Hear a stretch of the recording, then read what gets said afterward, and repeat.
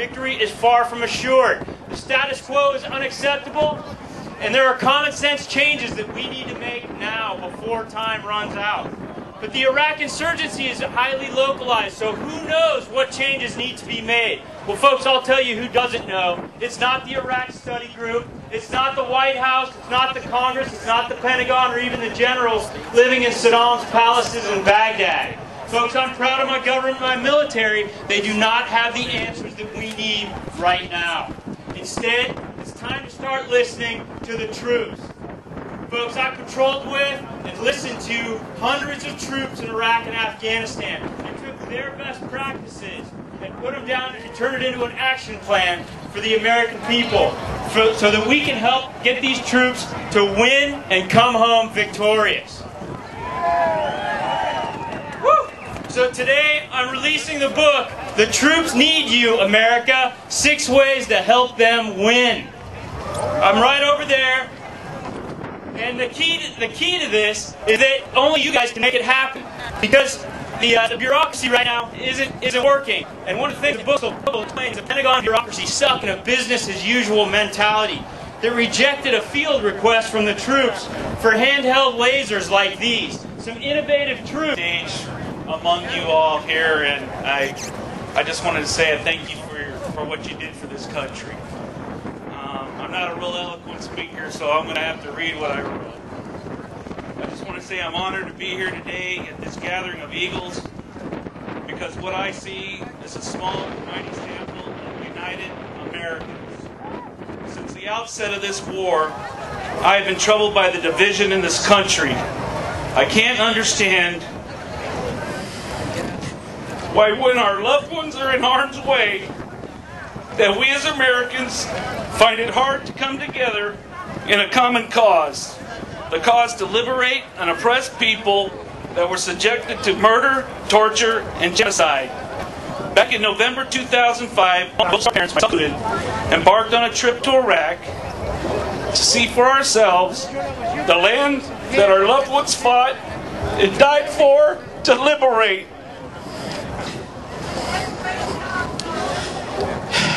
We went there to smell the air, meet the people, and walk a mile in our son's shoes.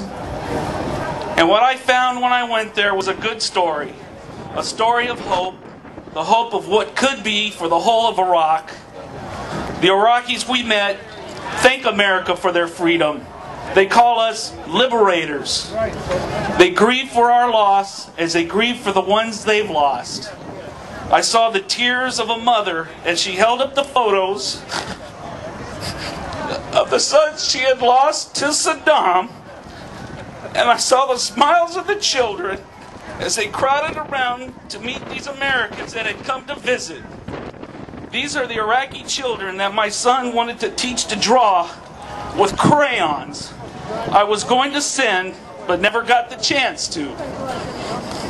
Specialist Matthew John Holly, combat medic, 101st Airborne Division, told his mother before joining the military that he was joining to serve a cause greater than himself. That's the character of these men and women that serve in our armed forces. They volunteered to do their chosen profession and do it proudly. They were not forced to join. They did it willingly. My son and all the men and women who have served this nation did so to protect and defend us from enemies, foreign or domestic. And we are here today to stand against a domestic enemy bent on a cut-and-run strategy that will end up causing the deaths of more people than they can imagine. And to create the memory of those that laid down their lives for their fellow man in this war. I believe that the soil our loved ones bled upon is hallowed ground, and to leave would be an abomination. I would say these voices that want to cut and run, you go to Iraq like I and my fellow Gold Star parents did, and look into the eyes of the children and tell them, you're not worth saving. These children are the future of Iraq, and when they grow up, what will they think of an American that cut and run when they needed us most. Last I would like to close with Horace Mann. He said, "Be ashamed to die. Be ashamed to do the man." And I stand here before you as one American who is unashamed to die. And by your presence here, you shouldn't be either. Right, thank you. Thank you, and God bless you all. They have not forgotten. We shall never forget the way our country treated you. We need to stand on guard to make sure this never happens again. A lot of work has to be done. It is great to see this many people out here. Don't give up. Keep supporting the troops. We are going to win. Thank you.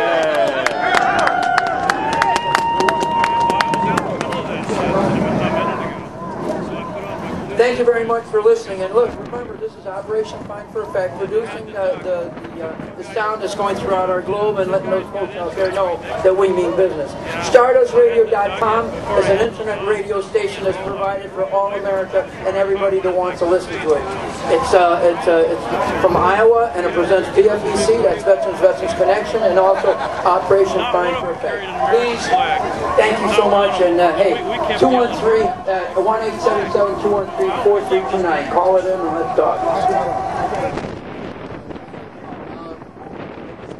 Michael Leon is here representing Operation Helmet. He has been a big help to the Gathering of Eagles this week. Thank you, Michael.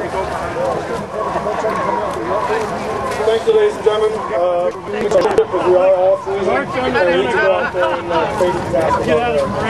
It's the Democrats that control the purse and vow to stop funding of our troops. And with our troops, the tools and weapons needed to finish the mission.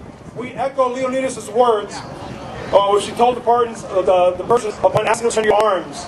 Where that word was, Malone Lavit, come and take them. So to these guys, come and take them, guys. I'm not going to give them up. That's right. We have adopted this defined utterance as a battle cry in our war against the far left and the terrorists alike. Because to say so clearly is simply towards those who would take our arms and degrade our servicemen. It signifies... Okay, sorry guys. It signifies determination to not strike the first blow, but also to not stand mute and allow our loved ones and all those that we believe in and stand for to be trampled by men that would deprive us of final victory. And that victory is victory in Iraq, victory in Afghanistan, and victory against the war on terrorism. Like the 300 Spartans who lost the Battle of Thermopylae to the last man, we may lose the war on the battle of words and the battle of numbers. But in reality, us gathered here will actually encourage all others to gather together their forces and declare victory and ultimate victory against those who will not see victory and deny us victory. I want to thank you all for attending here. It's on to get these guys out here. And for all of us who are 11th Cav veterans out here, welcome home, brothers. 11th Cav all the way. All cavalry troops, let's mount our horses, saddle up, and let's move them. Scouts out. Simple.